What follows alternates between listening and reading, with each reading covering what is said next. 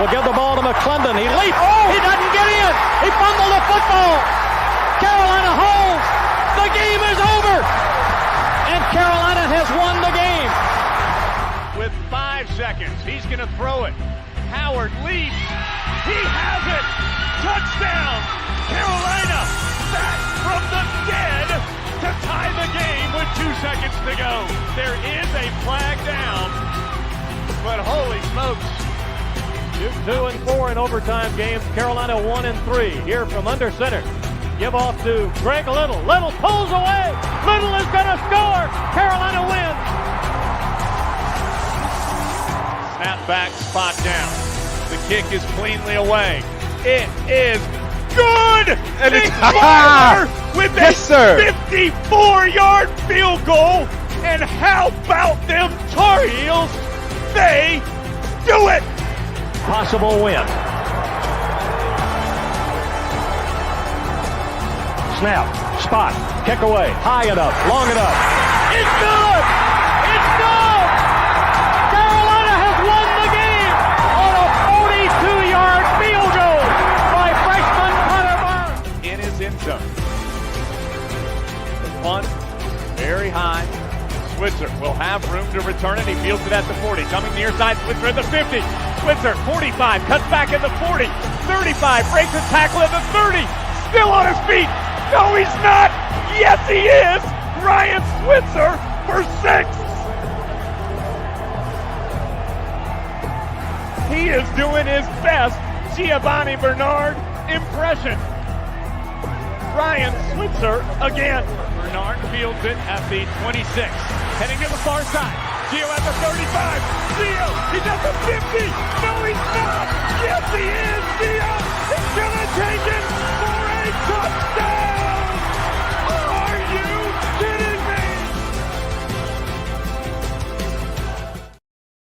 What's going on, guys? It's the Heels Up Blog Podcast here, coming at you on a Wednesday night. And that's right, for the first time in a while, it is a two-man show because we are approaching the Tar Heels spring game this Saturday.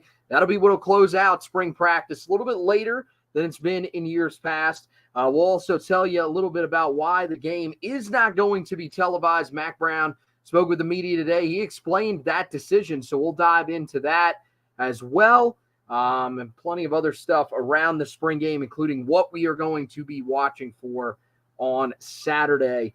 But also got to talk about the transfer portal, a ton of news coming out on that side of things. But buddy, real quick, how's the offseason been? I know we've been crazy talking about all the stuff on the Carolina basketball side of things, but where's your excitement level at least for Saturday to get a look at where this team is at?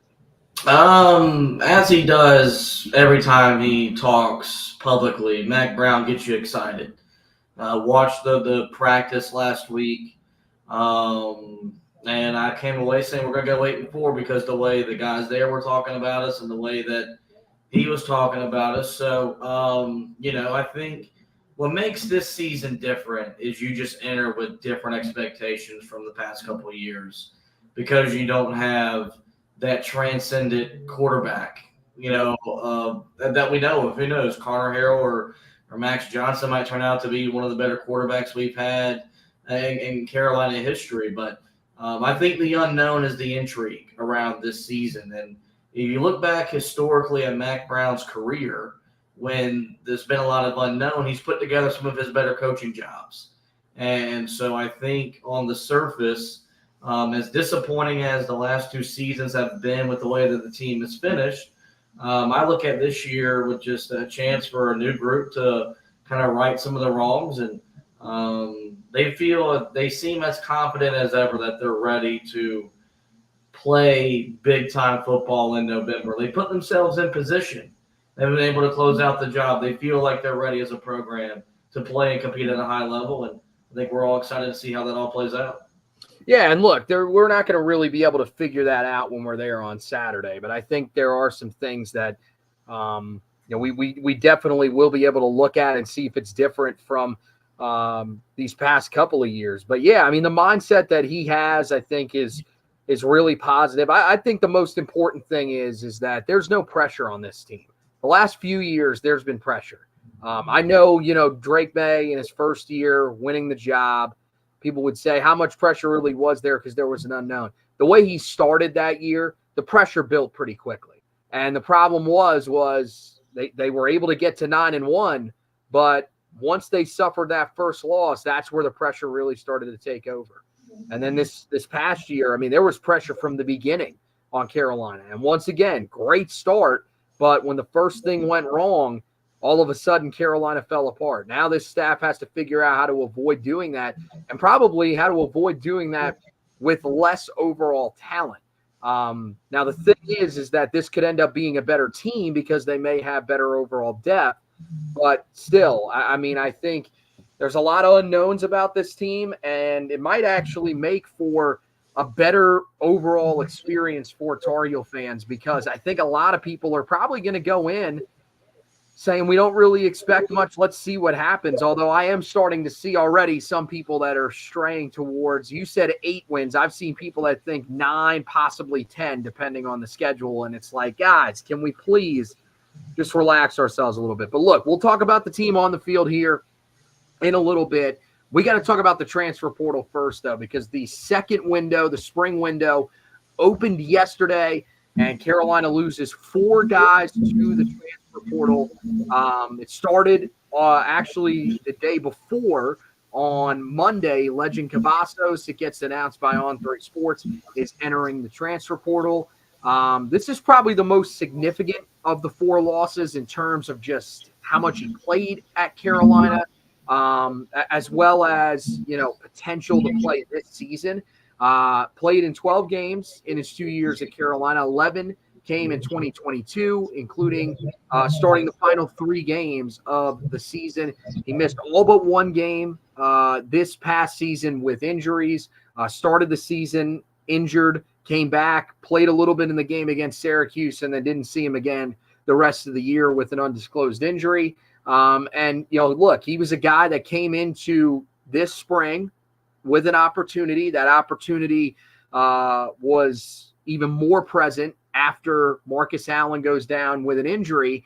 And, he wasn't able to take advantage of it. From everything that we've heard from Mack Brown, that was a name that we didn't hear come up, which means that he was a guy that was probably passed over on the depth chart. We've heard about Ty Adams. We've heard about Zion Ferguson, the true freshman. We've heard about Tyrone Stewart, the JUCO. We have not heard anything about Legend Cavazos this entire time. And so I think that was probably some sort of a hint to us that he wasn't going to play a really significant role there. But, he enters the transfer portal. This will be his second time there, and he'll be leaving the program. Speaking of defensive backs, really cornerbacks, Aiden Duncanson, that looked like the spot that he had settled into last year when we saw him. Played in 2 games as a true freshman. His action came against Campbell, saw 6 snaps on the defensive side of the ball late in the game, and then did come in for a brief time, 1 snap against Clemson. And I forget the reason why. I do remember that he was in the game. He actually made a play as well when he was in the game for Carolina in Death Valley. But he's a guy that enters the portal. Another one that had the opportunity with Marcus Allen out and didn't hear from him at all. We heard about all those other guys. He was a guy that was not being brought up, and so this makes a lot of sense. Another guy that did not play at all during his true freshman season. This was a guy that we knew was going to be in the transfer portal, DJ Geth. We heard from Mack Brown before spring started, said that he was going to be entering the portal, had let the staff already know that. Battled last year for the backup center job, got some decent reps in the spring game a year ago, but ultimately ended up getting beat out for that job by Chance Carroll. You would have thought might have had a chance to win that job again this year, but doesn't even go through that process, ends up bowing out before spring practice and entering the portal. And then the one that probably everybody's going to be talking about here is Tad Hudson, former 4-star quarterback recruit, exits after his true freshman season, did not play this past year, and was in a battle for the number 3 quarterback spot with Michael Merdinger here in the spring and got beat out. We heard Mack Brown talk about this when he met with the media last week on Tuesday. He was talking, and they asked, I think it was Art Shansky, actually, who asked with the transfer portal, in case one of the two guys that's in the quarterback battle decided if they felt like they were further behind than was being led on by the coaching staff. If one of them was to enter the portal, who would be the guy that would then be the backup quarterback? And Max said it would be Michael Merdinger. That pretty much told you everything that you needed to know right there. Merdinger, a guy that ranked outside of the top 1,000 prospects in his class this past year, to come in to beat out Tad Hudson that quickly, it makes a lot of sense why Hudson goes into the portal. But I think there were a lot of Tar Heel fans that were looking at him and thinking, could this eventually be Carolina's guy of the future? So you hear those four names, and what do you think about that group that's exiting? I don't think there's anybody really that significant that leaves, but I do think that there are, a couple of noteworthy guys there in Cavazos, who has some experience, and Hudson, who I think a lot of people look at the 4-star rating and might be a little concerned that he's heading out. Yeah, nothing here surprising, nothing here shocking. I think Cavazos, the thing that stands out is that the experience there, and you're going to hear Mack Brown talk a lot about depth, and they need to build more depth, and they need to have it on their roster. And you're losing a depth piece and a guy that you had some sort of confidence in that back end just because of how much he had played. When it comes to Tad Hudson, I think on the surface, while you're seeing the reaction is A, a 4-star prospect. Yep. And then B, this is a kid from the Charlotte area that probably grew up wanting to play football at North Carolina. And you're seeing that guy transfer. And I think as fans, we're still adjusting to seeing guys that during their recruitment, profess their love for the university that they commit to, and then in less than 2 years, they're going somewhere else.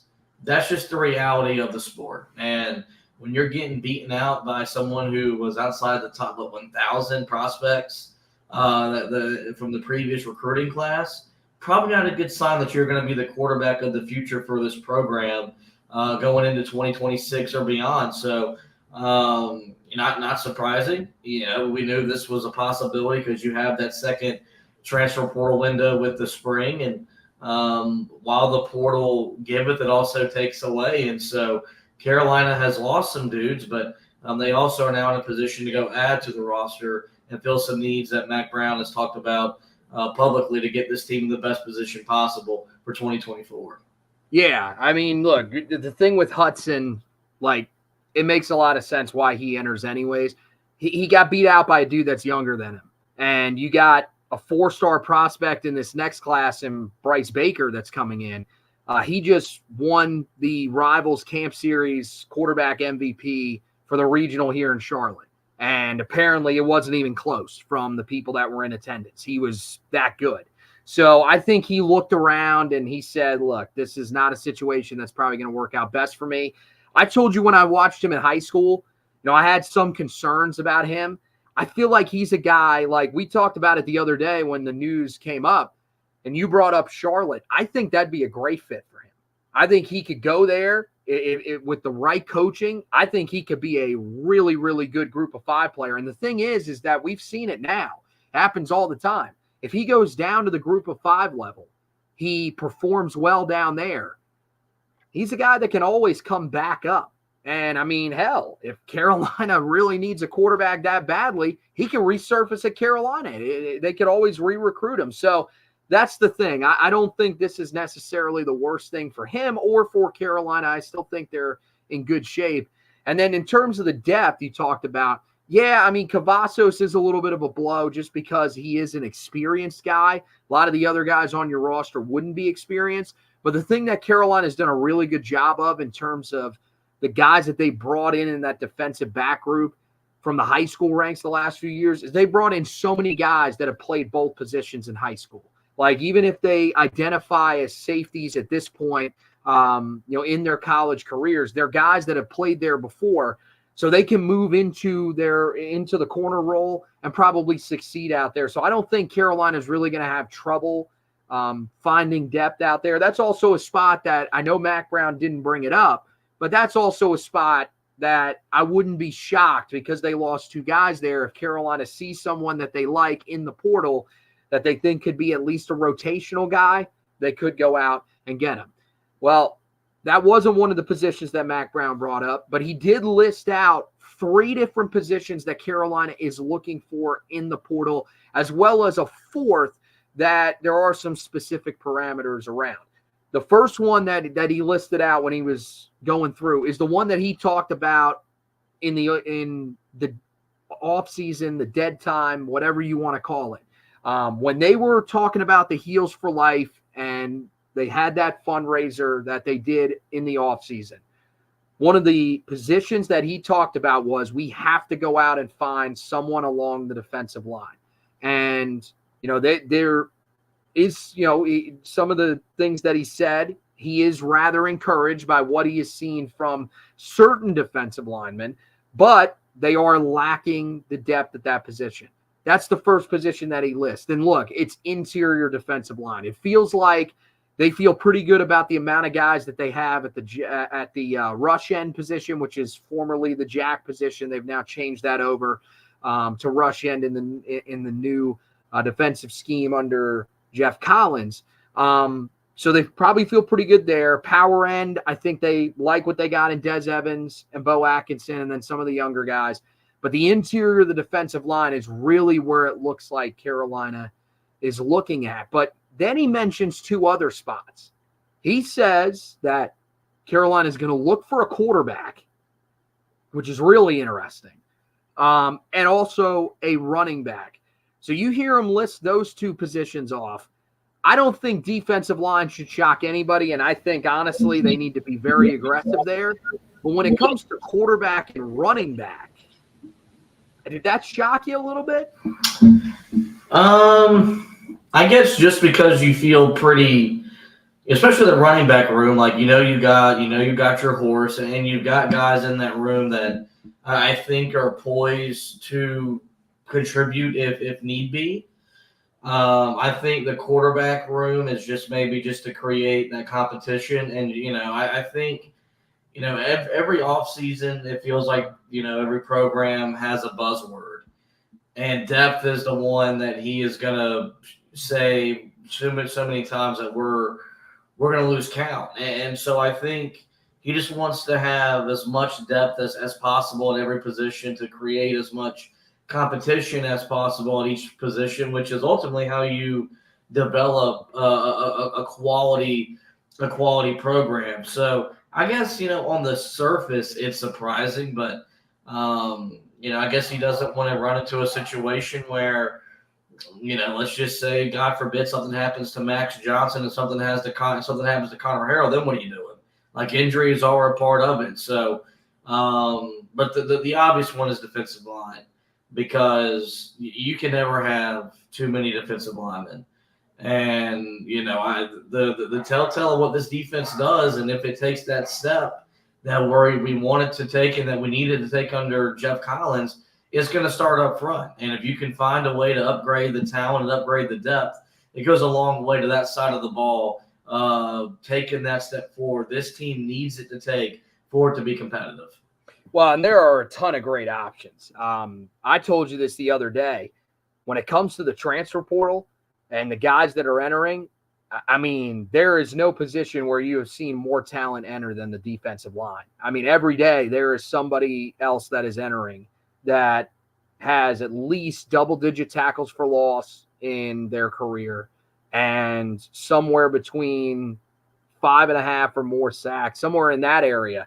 I mean, you're talking about guys that have produced at their previous schools, and there's some in there that, I mean, if you paired them alongside a guy like Travis Shaw if he breaks out, or Jahvaree Ritzie if he breaks out, you could have a legitimate interior defensive line tandem for the first time since 2019. So I think Carolina, you got to be aggressive, and you got to be trying to go after some of the big fish here. Now, I get it.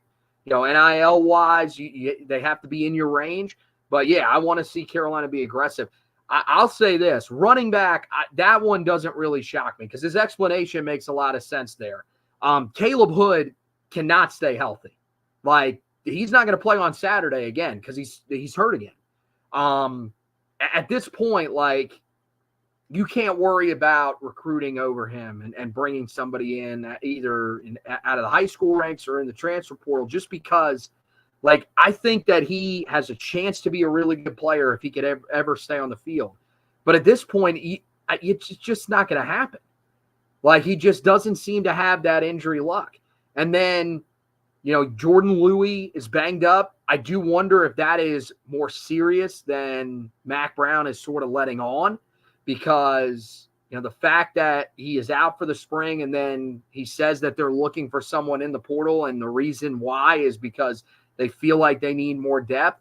I think that might be telling. The other thing that I think he may be doing is trying to at least create a little bit of competition for Darwin Barlow, who they brought in. It seems like they like, but I don't know if he feels like he's a guy that is going to be able to carry the load if there was something that happens to Omarion Hampton. So depth-wise, I think that's the reason they're looking for someone there, because Davian Gauss is a true freshman. They like what they've seen from him for a true freshman.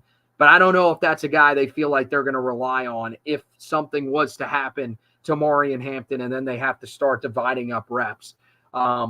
Quarterback, my first thought, and I know that he said this isn't the reason why. He said that they just want to have 4 guys in that room. I got to be honest, why would you have 4 guys in that room? Honestly, who in the transfer portal is looking at that situation if you're saying that they're a depth guy and willing to sign on for that? Like, unless it's somebody that was way down another depth chart that you're bringing in, that maybe he said, Chip Lindsey might know. I don't know. If there's somebody in there from Central Florida that he knows, maybe that's what they're looking for. But to me, that's head scratching. And it makes me wonder if what they're looking for in the portal is a quarterback that they feel like might be better than the 2 that they have right now.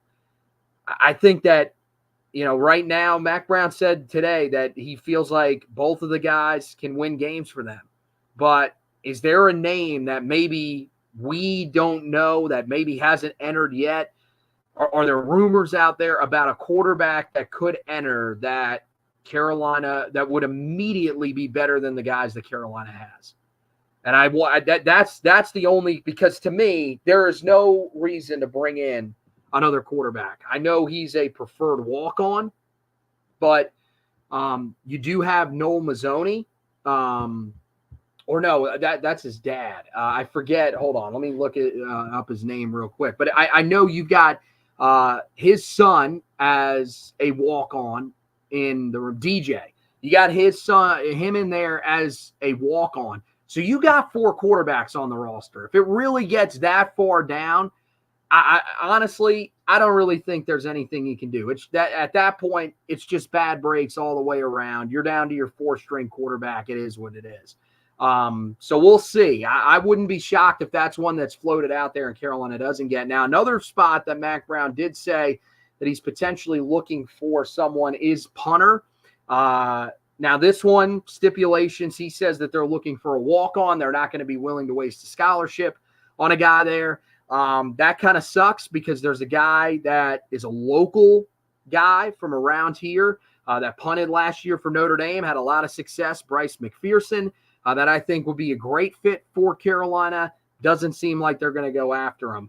The thing is that Carolina has to find somebody else here. They have one guy right now on the roster that's a punter, and that's Tom McGinnis. And there have been rumors that I've heard that he has not looked good in spring practice so far. That's the reason why they are having tryouts on campus. Basically, anybody that can kick, come out, see if you could possibly work, as a walk-on for the team here. So, I mean, Carolina, it feels like, is looking for help at that spot immediately, and hopefully they can find someone there that can come in and maybe compete with Tom McGinnis if he really is struggling the way that some of the rumors are saying.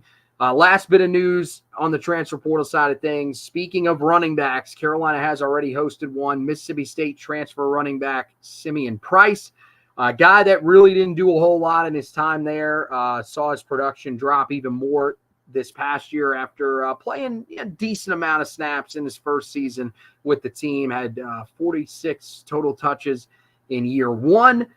This past year, that dwindled down to just 12 the entire season. And then, of course, he went over and handled the kick return duties a couple of years ago. Last year, had those stripped from him as well at Mississippi State. So a guy that, I think for Carolina, they might be looking at, maybe adds a little bit special teams wise, a little more depth at running back. But that is a name to keep an eye on here as we move along in the coming weeks. All right, guys. Well, we've talked about the transfer portal, but now it's time to get to the spring game, the stuff that really matters on the field on Saturday. We'll tell you the things that you should be keeping an eye on and what we think about some of these battles. But first, we got to get you this ad from one of our partners, the Autograph app. Hey there, Josh here for the Autograph Fandom app. Want to get rewarded for listening to our show? The team at Autograph, co-founded by Tom Brady, is redefining the fan experience by letting users earn points for the acts of fandom they take every day, like listening to this show. The Autograph Fandom app gives you access to your favorite UNC content in one place and offers rewards like tickets, exclusive merchandise, and much more. You're already listening to our show, but now you can earn points and get rewarded for it. Head over to the Apple App Store and search for Autograph Fandom Rewarded and download it today for free using the referral code HEELTOUGH. Link and code are also in our podcast description. All right, guys, welcome back into the Heel Tough Blog podcast. Told you earlier, we're getting you ready for the spring game, and now it's time to officially dive into it. And we got to start by talking about the fact that this is a game that will not be televised and why Mack Brown says that this was a Tar Heel choice. He spoke with the media earlier today. This was one of the big questions that reporters wanted to know. And he said that, look, this was their decision. This was the staff's decision. They wanted the all-access practice more than they wanted this to be, or the spring game to be televised or streamed. And he said that the reasons why are, one, Carolina's putting in a new defensive scheme. He wants this to be an opportunity because it is going to be a game-like environment. He wants this to be a chance for the defense to work through it like a regular game and use some of the stuff that Carolina is going to use throughout the year. Doesn't want that to be put out to the public and mostly to opponents, especially teams like Minnesota, who Carolina will face to begin the season. Doesn't want them getting any film on them. And then also the quarterback battle ongoing. Doesn't want people to really get a look at that except for Tar Heel fans. That explanation is rather odd, to be honest, because, look, this is far from the first time that there have been coaching changes for teams in the offseason. It's also not the first time that there's been a new defense being installed on a team and a quarterback battle that's ongoing. The good thing is look, man, this is the way Mack Brown wants to do it. He's able to apparently control this. And because of this, this means that this game, this will be much more like a game than it has been in years past. He said that earlier today. So the last 2 years, we've seen it. Carolina's done basically, a version of a practice for the first 45 minutes to an hour. And then they finally get into the spring game. And last year, it wasn't even full contact. This year, not that at all. Full contact. It will be pretty much like a game from the beginning is basically what I took away from what he said. And so ultimately, I think there's two questions here. One, what do you make of the fact that the game isn't going to be televised and his explanation around it? And two, how do you feel about the fact that this is going to be a more traditional spring game? Does that get you a little bit more excited for it than you've been in the last 2 years.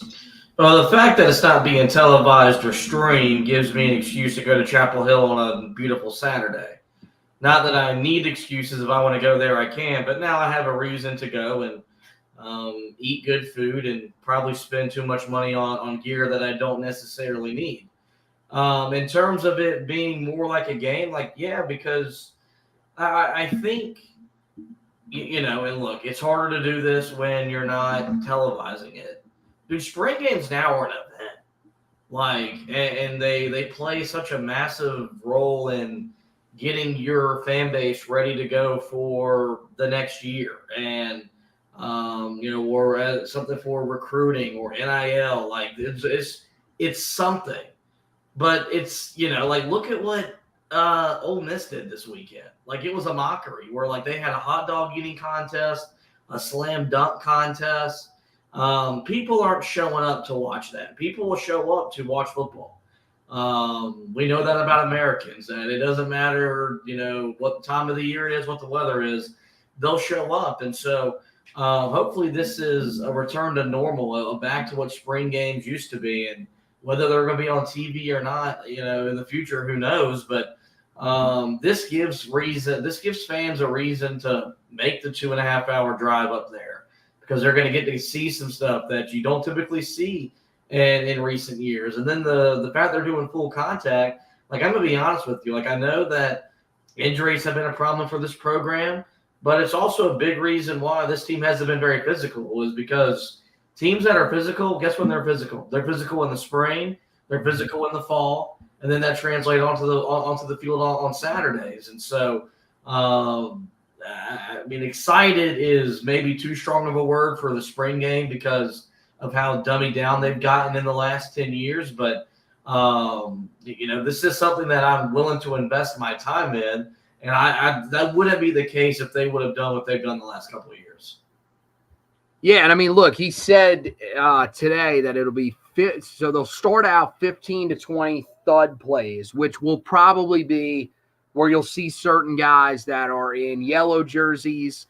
I know, there are some members of the secondary that have been banged up, like Will Hardy, for example, is one of those guys. I believe Jakeem Harris, the transfer from NC State, he may still be in a yellow jersey. So for those guys, especially guys that are going to play significant roles, that's why you have those 15 to 20 thud plays where it's not full contact, and it kind of allows you to get some of those guys in there. And then they'll eventually take those guys out, and then it's 40 to 60 full contact plays. And he said this earlier. This was a direct quote from him. He said, quote, "We'll turn them loose and let them go." He basically said, right after he makes that comment, he said, look, they have to – this is where we have to be able to figure out who can play and who can't. And so I think this is going to be more traditional. That's the thing why what has me a little more excited is because it's not on television. I think you've got a legitimate chance that they will pull out some things that we'll see in season. I think you'll see some things, especially on the defensive side of the ball. You'll see some of the aggressive things that Jeff Collins is going to want to do. On the offensive side of the ball, I think you'll see some things thrown the quarterback's way that you'll actually see Chip Lindsey throw at whoever is going to be the starter this coming season, where I feel like if it was on television, it would be very vanilla, just trying to figure out if guys can make plays. And look, there'll be certain elements of that, especially at certain positions. But I think you will see certain areas that Carolina normally wouldn't be able to show things. They will be able to do that on Saturday, and that'll be exciting. Speaking of the quarterbacks, I think that's one of the big things that we're really watching going into this one. And to me, Mack Brown stressed in his presser today that it's a legitimate quarterback battle. And I don't know if he read the last article that I wrote, because I put that in there that I did not believe that it really was that much of a quarterback battle right now. Of course he didn't, by the way, but I don't know if there's others that have been questioning it. The way that he talked about Max Johnson last Tuesday, I find it hard to believe that he doesn't have an edge in this battle.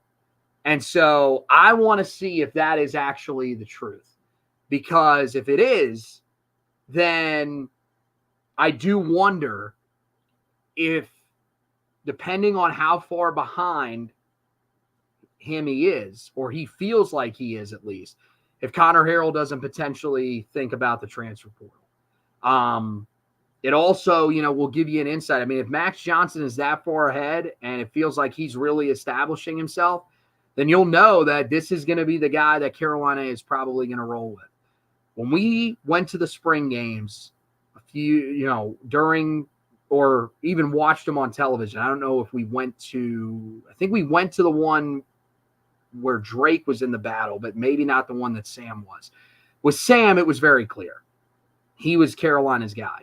With Drake, I think it was a little less clear because I think Jacoby Criswell played well, but or no, he didn't really play that well. That's right. And Drake played pretty good. So even that one, you kind of knew. I'll be interested to see if this is one where someone sort of separates themselves, and if it's apparent what I think is happening right now, it actually shows up on the field in Max Johnson being ahead of Connor Harrell. Yeah, I came out of the practice thinking that Max Johnson's going to be our quarterback. When the message is being relayed to Wes Durham, Roddy Jones, and David Hale, that his athleticism is, he does some things the same way that Drake May did. Yep. Yeah, and that same sentiment wasn't echoed when Connor Harrell was being talked about. I think that's going to be Carolina's guy, and makes a lot of sense. He's got a track record of playing in the SEC. He's got a track record of playing well, and he's thrown for over 3,500 yards in the Southeastern Conference. He has the ability to protect the football. He's experienced. Like, there's a lot of things to like about him, and he might be a more natural fit for Chip Lindsey's offense and what Chip Lindsey's offense wants to be without Drake May. And so it's still going to be interesting because, I think Connor Harrell is a guy that, the staff was a bit high on. They expressed a lot of belief in him, going into the bowl game last year. I thought he showed signs in the bowl game of a guy that you could see being your signal caller in 2024. So it's going to be interesting to see how that plays out. I would prefer to have a clearer answer going into the fall than we've gotten in the years past. Might be a reason why he hinted at the quarterback depth in the transfer portal, because maybe he feels like they'll be close to maybe making a decision one way or another after Saturday. We believe that decision would be that Max Johnson's the starter, which, as you mentioned, probably means Connor Harrell goes portaling. So it's still going to be interesting to see because, whoever steps in that, steps into that role, you're replacing the best quarterback in Carolina football history. That's no easy task, and we're going to find out on Saturday who the guy is taking one step closer to be Carolina's quarterback in 2024. Well, look, I'm going to tell you right now, because this is how they've done it in the past, and he actually admitted this when talking to the media. I think it was last Tuesday's presser, or maybe it was the one prior to spring practice. They knew that Sam Howell was the guy. They knew that Drake May was the guy. They just did not let it be known because they wanted there to be competition further into camp. They wanted to push these guys and basically keep the hunger there for both of these guys. So if Connor Harrell stays on the roster, even if Max Johnson is the guy that they're leaning towards, you will not know it. It will not be publicly stated. It'll be something that might be known behind closed doors. A lot of the stuff, what they do is they ask the players after they come back from the summer, hey, who really stood out in the player-led practices? And the players will tell them, hey, so-and-so looked really good. The other one, might be behind him, whatever. That's what happened with Sam. That's what happened with Drake. And I would expect it'll be the same thing this year. But yeah, I do think that when you couple what you heard about it, because I noticed the same thing that you did, was he talked about the athleticism of Max Johnson, stress that it really will surprise some people. And the thing is that what is the thing that we talked about with Connor Harrell when we were looking at him prior to the bowl game last year and then coming out of the bowl game was how athletic he was. The fact that he was going to bring a different element to this Tar Heel offense with his running ability.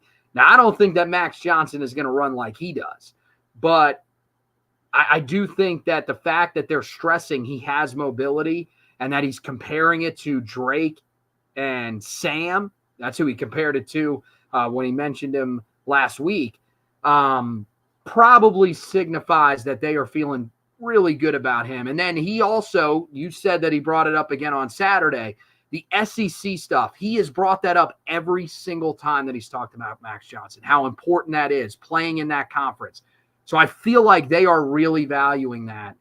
And I'm going to tell you, man, unless Connor Harrell, I think, comes out and puts up a really strong performance, I will go into the summer thinking that Max Johnson holds the advantage. And that'll be interesting to see because you'll have that time after the spring game. I mean, after the game, you'll still have 10 days with that transfer window being open. So I think, if it's pretty obvious that Max Johnson is the better quarterback, certainly it'll be something worth monitoring. You move on. I think one of the other position groups that we're really going to be watching is the defensive line. That interior of the defensive line definitely is a spot that we'll be intrigued by. But I think the guy that everybody is really going to be focused on Saturday is Travis Shaw. And how could you not? Because Mack Brown in his last two press conferences and when he talked in the all-access practice to the ACC Network guys, talked extensively about the growth that we've seen from Travis Shaw. Starts with the mindset. Mack Brown says he sees a guy that's just hungrier, a guy that, in years past, when an injury would pop up, wouldn't be able to fight through it. Now he's fighting through it, and he's a guy that's stepping his game up. And he said, this was his quote the other day that I think really stuck out to me, that it's his time. And they feel like he is the guy that's taken the biggest leap on the defensive side of the ball. That's the guy that I'm going to be locked in on the most, because I think that if he is the guy that can take off, there's a reason he was a 5-star prospect coming out of high school. And people will say, well, so was Des Evans. Des Evans was the guy that was a 5-star prospect and then eventually fell to being a high-end 4-star prospect right at the end of his recruitment. Travis Shaw was a no-doubter. This was a dude that was ranked inside of the top 10 nationally in terms of overall prospects for most of his recruiting process. This dude was the real deal coming out of high school. And he suffered the shoulder injury his senior year. He wasn't able to play, put on a lot of weight, and came into Carolina overweight. They had to get his body right. And now it really feels like in his third spring with the team, we're finally starting to hear that he is progressing along. What do you make of the conversations that we've heard from Mack Brown about Travis Shaw? And I mean, the thing is like, where do you, I would assume you're probably a little reserved on getting excited about the prospects of him because of what we've seen with a guy like Des Evans.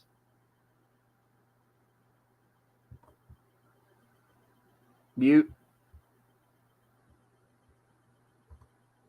If he up to be complete game changer for Carolina up front, and really becomes the game wrecker that you need, on the interior of your defense. And they were showing him Chris Jones film and saying you can do the same types of things in this defense that Chris Jones did.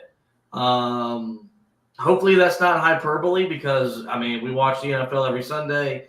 Chris Jones is as good an interior defensive lineman I've ever seen outside of Aaron Donald. But if he is that guy,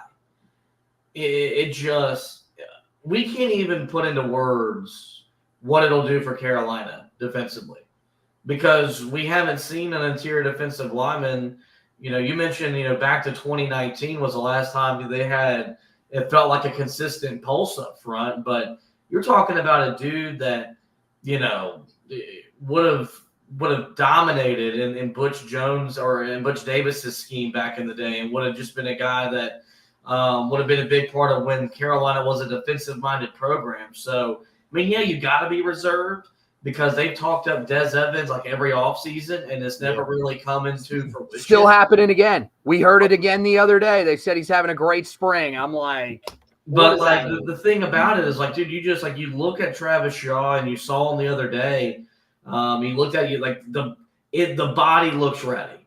Yep. And it feels like he's finally, from a body perspective, ready to play and take on the burden of what, he gets asked to do, the majority of the time he's on the field. And so, I mean, I don't want to put so much pressure on him. I think he individually will tell us where this defense does in 2024. Like, if he's that dude and he's the guy that we expected him to be when he arrived as a 5-star, I think you could see Carolina taking a massive step forward defensively.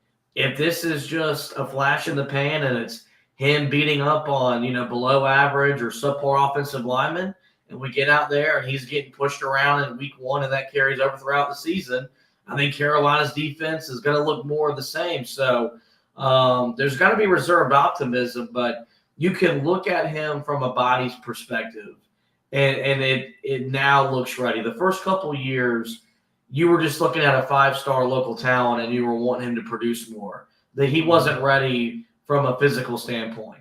He looked every bit the physical specimen that we expected him to be when he arrived in Chapel Hill. And look, sometimes it takes dudes 2 to 3 years to get ready, especially down there. Yeah, and so, and look, a lot of those guys that take 2 to 3 years to get ready, guess what? They're sitting on the bench and because they're playing behind other, quality 4-star, 5-star talent. Hasn't been the case for Travis Shaw, but I think he's ready. And if he's the dude, man, I think Carolina's defense will be as competitive on a week-in, week-out basis since Mack Brown returned to Chapel Hill. Yeah, I noticed the same thing, man. I think he looks the part now. And not to say that he didn't in the past, but I think now he looks a lot like what he looked like in high school. And that was the thing, man. That's why he was a 5-star prospect. He was built to play at the college level straight out of high school. And I think that, the unfortunate injury sort of changed everything for him. And the thing is that if you watched him towards the end of his true freshman year, you saw flashes. You saw moments where you were like, wow, this guy can really be something. I thought mainly, I mean, he had a couple of plays that he made in the ACC championship game, but that bowl game, I thought he was fantastic in the limited reps that he got. Now, the thing is that, yeah, if he's going to be Chris Jones, that's great. Chris Jones plays every snap for Kansas City. Like, this is a guy that the stamina has to be there. But you're right. If he can be the guy that we thought he would be coming out of high school, or even close to that, you're talking about something that Carolina has not had. The thing, you go back to that 2019 that 2019 group with Aaron Crawford and Jason Strowbridge. Jason Strowbridge was a guy that played defensive tackle, but the problem is that Jason Strowbridge played defensive tackle and was probably built more like a defensive end. But he just had such a great work ethic and was very technical on the inside that it worked. And Aaron Crawford was never your traditional nose tackle. He was undersized to be that type of guy. It was the reason why Carolina's run defense still wasn't great. Travis Shaw, if he can be the type of two-gap problem that you see some nose tackles be, I mean, Carolina's run defense, I think, would completely shift, because that's where teams have really hurt Carolina. Yeah, they've done a number of on them on the edge as well, and they need guys that can do a better job of sealing the edge. We've talked about that a lot here in recent years, but more so, especially when you go back to games last year against Georgia Tech, NC State. Where were teams running? Right down your throat, right down the middle of your defense. And that was with some of the best linebackers in the country, including a guy in Cedric Gray, who is now gone. So, and we like Amari Campbell. There is no guarantee Amari Campbell is Cedric Gray. So you're going to need more help from your defensive line. And yeah, Jahvaree Ritzie, I think, can do some good things there. I know they love Kevin Hester and some of the things that he does. I think he's a solid lineman. But the thing is that both of those guys, they are not run stoppers, not by any stretch. And so that's why you need a guy like Travis Shaw to break out. You're right. If he breaks out, I mean, that just takes you to a whole nother level. I mean, yeah, to me, I think you'd need someone still to go along with Kaimon Rucker in terms of a pass rusher. And if you got that, then you're really, really cooking with grease, because if you got that, I mean, you're talking about finally having legitimate defensive line for the first time since, probably early in the Larry Fedora era, when he still had a lot of Butch's guys there. But, I mean, I think there is a little bit of,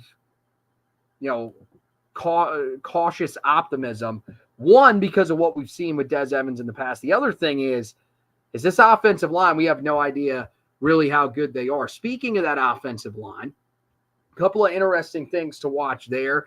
A lot of youth there, a lot of new faces there. Willie Lampkin is the only returning starter along the offensive line. Austin Blosky is the guy that has taken over at center. Mac Brown, very complimentary of him, says that he reminds him a lot of Corey Gaynor, seeing some good leadership qualities. But I'll be interested to see what he looks like, because this is his first time where he comes into a season knowing that he is going to be a starter. So I'll be interested to see him, but I'll be keeping an eye on some of the younger guys. A tackle, Howard Sampson, is a guy that transferred in from North Texas. I think a lot of people are interested to see just how he handles himself. Now, unfortunately, with Kaimon Rucker out, he won't be able to go up against Carolina's top pass rusher, which is something he has been doing at times during camp. Of course, before Rucker had the surgery to fix the ligament in his hand, that was, something that was testing him and getting him better. So hopefully Carolina's group of edge rushers still will be able to provide a little bit of a test, and we'll get a good look at Sampson, who the staff has raved about. Randy Clements has liked what he's seen from him. Mac Brown, though, in each of the last two press conferences has mentioned him, really likes the length, but also likes the growth in terms of the on-field stuff that he's seen from him. Also, I'm interested to see Trevion Green. I know Mac Brown said that he's still a guy that's a little bit of a work in progress. I think when I've seen him in years past, there's been a lot to like there. There's just one issue. He hasn't been able to stay healthy and be out there. Mac Brown said his body's in better shape. That should allow him to stay healthier and be out there for him. I'm interested to get a look at him. But the most interesting thing to me is what's going on at left guard, because there's a battle there right now. And really, it's a three-horse battle. Jonathan Adorno, guy that's been there for a while, veteran, is there. But Malik McGowan has really pushed him here in the spring. And I said when I wrote the article after the game that Malik McGowan, to me, was the guy that was playing more than anybody else at that left guard spot with that first team. I saw him out there almost exclusively when they showed shots of the offensive line running through drills. Eventually, when they got into the 11-on-11, it was it was him at left guard with the starters along the offensive line. So I think he's got a real shot to win this job. But also Zach Rice is making a push there as well. When it comes to the offensive line, I mean, this one, I think even more so than the defensive line, we're probably feeling pretty reserved on this group, because every time that we think that Carolina is making progress with their offensive line, it's a group that always seems to disappoint us. But, I mean, I don't know. Mac Brown hasn't really seemed as excited in years past like he feels like he does right now. Yeah, I mean, I think they've got a nice mix of, even though, you mentioned that you don't got a bunch of returning starting talent, but you've got some depth that you've built up. You feel like you've brought in the right transfers that can make that adjustment to the Power 5 level. And, I mean, I think the biggest thing for this group is just how are you going to be when you get late into the season? because this has been a group as much as any that's gotten worn down the later the season has gotten. Like, as much as we talk about the defense not being what it needs to be in late October and November, well, you look at Carolina's offense, and it sputtered down the stretch the last 2 years. A big reason why was they were getting pushed around up front. And so can you do a much better job of creating depth among that group? And it helps if you can blow opponents out to where you're keeping your guys rested, but to where you can get some more rotation. And the fact that you got 3 guys battling you right there at left guard tells you to maybe they are a little bit more better suited to have that type of stuff, because I don't think it's been a talent issue. I think the offensive line underachieving has been more of a coaching issue for the majority of it. And then just combined with the fact that these dudes by the middle of the year were just done. Part of it is the way that Carolina plays and they're no huddle, but also part of it is the fact that when you're not blowing people out and you're running 80 to 90 plays every week, that's gonna catch up with you over the long haul of the season. So, I think you got a 5-star right there in Zach Rice, kind of like Travis Shaw. Feels like he's finally ready from a physical standpoint to make an impact, and I think this is going to be a group that I think if this offense is what Chip Lindsey's offense historically have been, which they want to be run heavy, ball control. This could be one of the better offensive lines that you get to watch, because if Carolina's going to run the ball, that means they're winning at the point of attack. And so there could be a group that is able to impose their will. So, I like the Big Uglies. I've always been a fan of offensive line play, and it feels like Mack Brown publicly pretty confident in this group. And I think there's many different reasons why, but you could see this offensive line maybe being sneakily one of the better ones we've seen since Mack Brown came back to Carolina. Yeah, and he's also really excited about the guy they're going to bring in the summer, Zach Greenberg, the transfer from the D3 level. Versatile, and feels like he's a guy that, has just been sitting at that D3 level and was ready to come up. And look, I know people will be concerned about that, but we've seen guys from that level have success, in the trenches the last few years. So I wouldn't rule it out that he's a guy that can help Carolina there. But I think the biggest thing, you talked about depth, and that's the last thing we'll talk about here, and it's just across the roster as a whole, is that you need to have more depth. Offensive line is a perfect example. They wore down as the season went along. Yeah, part of it is that you want to be able to blow teams out. Part of it is that, for Carolina, hey, if you had a defense that could legitimately hold people and not put the offense back out there 2-3 minutes after, they just had the ball, it would probably help as well. But the biggest thing is you have to be able to rotate guys. And my thing is that I want to see out there on Saturday, I want to see this staff show us, one, that they have the depth, that the guys that they've talked about are playing well, that these guys look legitimate and don't look that far off from the starters. Because that's the thing, is that, yeah, you want to have depth. You want to have other bodies that you can throw on the field. But at the same time, it can't be at the expense of your team's success. These can't be guys that are struggling that bad that it's costing you games. I also want to see, especially when the starters are on there, are they actually rotating guys in and out? Because I'll be real honest with you, I don't believe this staff is actually going to do that until I see it. Because they've told us the last 2 years that we need to get more depth. We need to be able to rotate more, especially last year. On the defensive side of the ball, they said, we want to rotate more because we don't want to get worn down. That didn't happen. Gene Chizik, once the season got later and later, you started seeing even less rotation. I mean, early in the year, there wasn't much. But especially on the defensive line, the edge rushers. I mean, dude, Kamen Rucker played over 800 snaps. And that's great, man. I love Kamen Rucker. That dude, he's going to do whatever you need him to do. He works his tail off, and he's a hell of a player. He's incredibly impactful. But, I mean, me and you both talked about it at the end of the year. He wasn't the same player that he was early in the season because he was worn out. He was doing everything for Carolina. You have to actually have legitimate depth, and you got to actually play it. So I'll be interested to see if they have it and if they actually use it. And that starts on Saturday, even though it's a spring game. Look, Mac Brown said it last week in the All Access. We said we wanted to do it the last couple of years. We haven't done it. We got to be better as coaches. That's him being a good coach and protecting his kids. If they trusted the talent, they would have rotated more. They didn't trust what they had behind it. And so what you hope is now you've got better talent that you trust and better talent that fits what you're trying to do, and that you can be in a position to do this. Look, you're not going to be rotating dudes if you find yourself in a late game in November, a one-possession ball game, and ACC championship games on the line.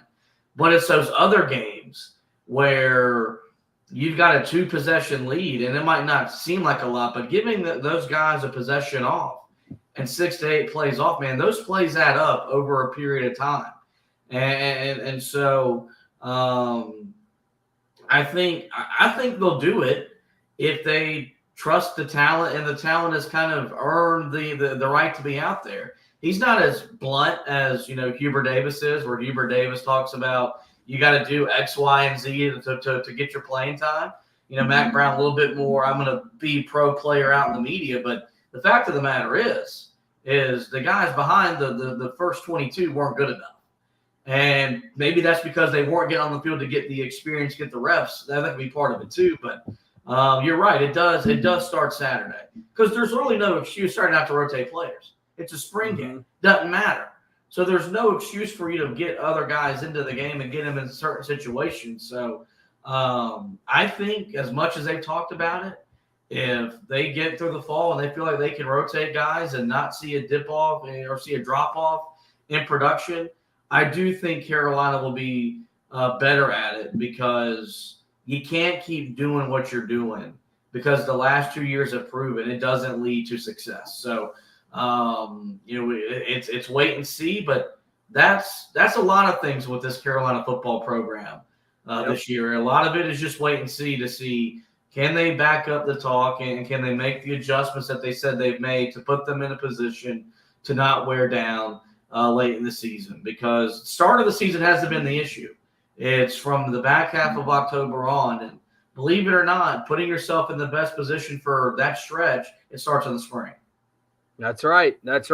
2 other spots I'll be watching. Also encourage you guys to watch because of the young guys, secondary, which Mac Brown has been very complimentary of, and the wide receiver group as well. So, yeah, plenty of great stuff to watch. The spring game presented by maybe the most polarizing grocery store I've ever seen out there, Wegmans. Now, they've been in the Chapel Hill area, but if you are here in the Charlotte area, you know that this has been social media for 3 days now. People just freaking out over a grocery store coming to this area.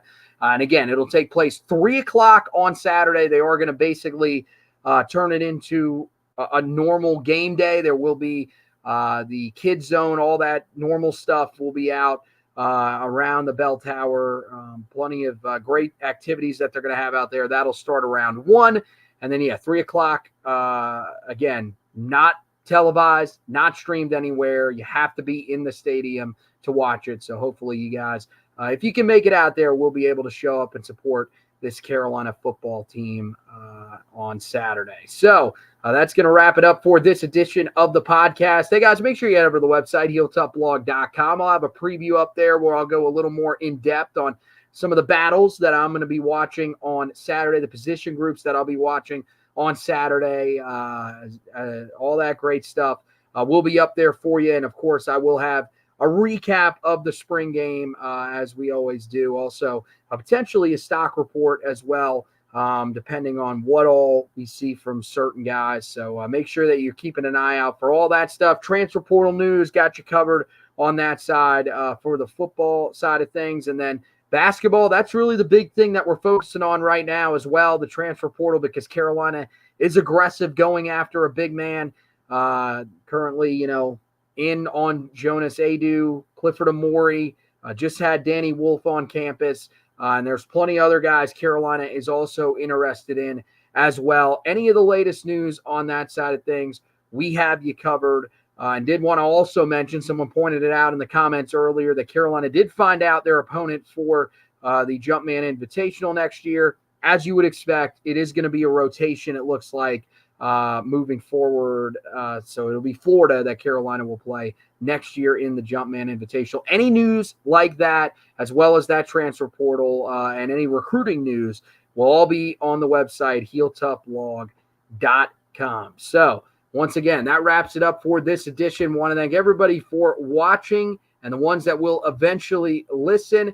And as always, want to thank Josh for hosting with me too. And as always, go Tar Heels.